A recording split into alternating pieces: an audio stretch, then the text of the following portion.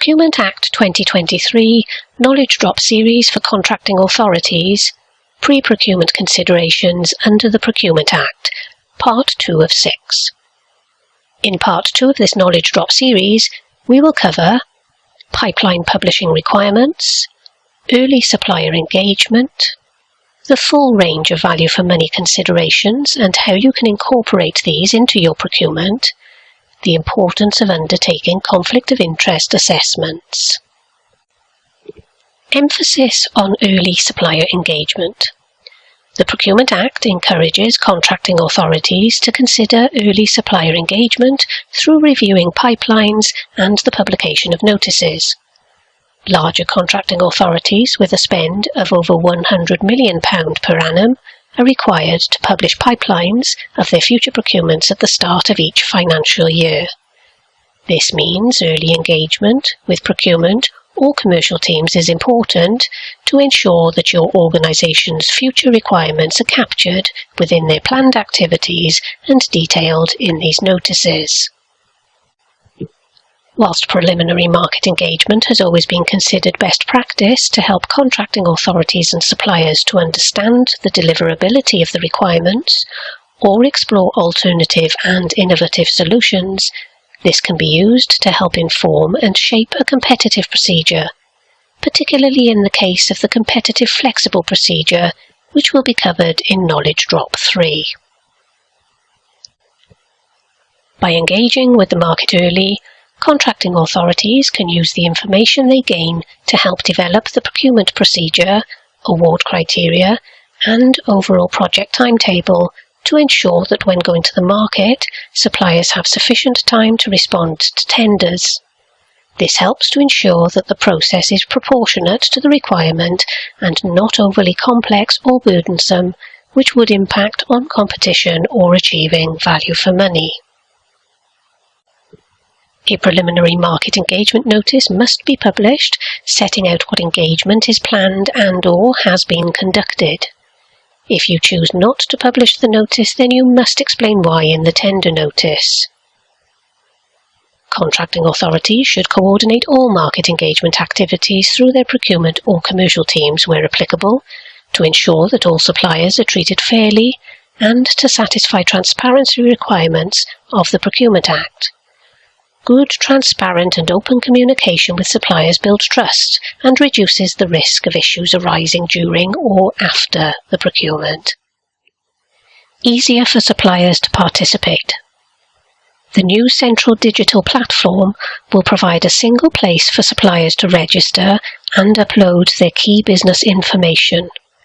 Suppliers will be able to participate in tendering opportunities more easily without having to provide the same information each time they tender, reducing duplication.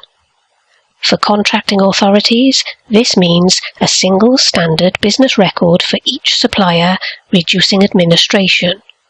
The central digital platform will be free to access. Better value for money. Under the Procurement Act, contracts must be awarded on the basis of the most advantageous tender, MAT, instead of the most economically advantageous tender, MEET. This change is there to encourage contracting authorities to design their procurements to take full advantage of the broad range of award criteria that may be used where they are relevant, and to send a strong signal to the market that you are interested in more than just lowest price. For example, where appropriate, you will be able to give weight to tenders that deliver against national and local priorities, like the creation of social value, including jobs, skills, apprenticeships, opportunities for SMEs, and environmental benefits such as net zero, where this is non-discriminatory and linked to the delivery of the contract. Strengthened approach to conflicts of interest. Identifying and mitigating conflicts of interest have always been an important part of the procurement process. The Procurement Act strengthens the existing requirements to help contracting authorities better protect the integrity of their procurements by clearly setting out the need to take all reasonable steps to identify and manage actual, potential and perceived conflicts of interest through all stages of the procurement process. The Act creates a new duty for a conflicts assessment to be prepared and revised throughout the course of the procurement and through the management of any resulting contracts. It is important to note that it is the responsibility of every individual involved in a procurement to highlight any actual, potential or perceived conflict of interest that they are aware of to their procurement or commercial colleagues who will help manage the assessment and mitigation process. This includes those who are involved in defining the requirements, designing the specification, providing authority in line with internal governance procedures, reviewing, and those involved in evaluation, as well as political figures or external parties, i.e. consultants, who may also be involved in the process. Where a conflict of interest puts a supplier at an advantage that cannot be avoided, or the supplier will not take the necessary steps required so that it is not at an unfair advantage, then the supplier must be excluded from that particular procurement. Recap.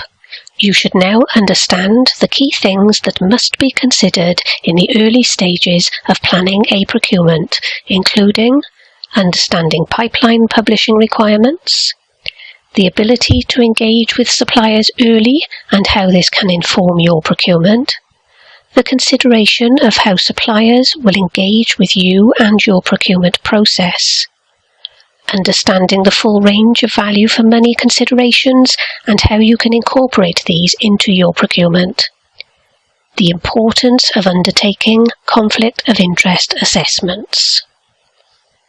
In Part 3 of this Knowledge Drop series, we will cover the competitive flexible procedure and the ability to design a fit-for-purpose procedure, the flexibility offered by open frameworks and dynamic markets, changes surrounding direct awards.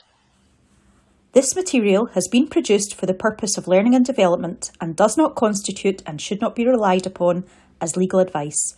This material is accurate as at October 2023. Fact sheets for the following exemptions can be found on gov.uk.